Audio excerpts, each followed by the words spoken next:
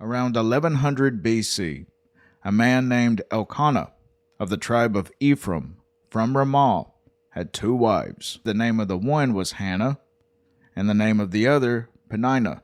Elkanah loved Hannah very much, but the Lord had shut up her womb. Scripture goes on to tell us about how Elkanah would travel to Shiloh once a year in order to make the yearly sacrifices. So while at Shiloh, Hannah went to pray unto God for a child, as she did all of the time. She even vows at this time that she would dedicate this child to God and make him a Nazirite. Never cut their hair, never drink wine, all of these. The high priest and second to the last judge was a man named Eli, who saw Hannah praying and believed she was drunk. Hannah assured Eli that she was not drunk, only heartbroken because she had no child. Then Eli answered and said, Go in peace, and the God of Israel grant thee thy petition that thou hast asked of him. Soon after, Hannah did indeed bear a son, and she called him Samuel. Once the child was old enough, Hannah brought him to Eli, fulfilling her promise of dedicating him to the Lord. A while later, we read of Samuel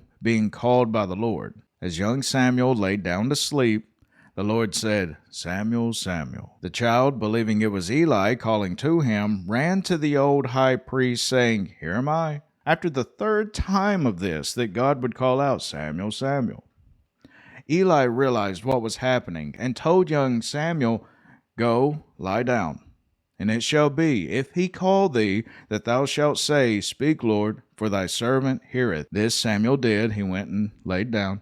Then God gave him a message of judgment to relay to Eli. Samuel's credibility as a prophet spread throughout Israel, and God continued to reveal his word to his people through Samuel. So Samuel would go about over the next few decades, judging Israel. We're then told about Samuel having two sons, whom he desired to make judges over Israel like himself after his death. The elders of Israel told Samuel that because he was too old and his sons did not walk in his ways, they wanted Samuel to appoint a king to rule over them like other nations had. Short time later, Samuel anointed a man named Saul of the tribe of Benjamin to be the first king of Israel. Though Saul did begin his reign being obedient to God's commands, he began taking unwarranted liberties and became a bad king. Samuel was then sent to Bethlehem, where he anointed the head of a young shepherd boy named David to be the next king over Israel. The narrative then focuses in on David and Saul and Goliath.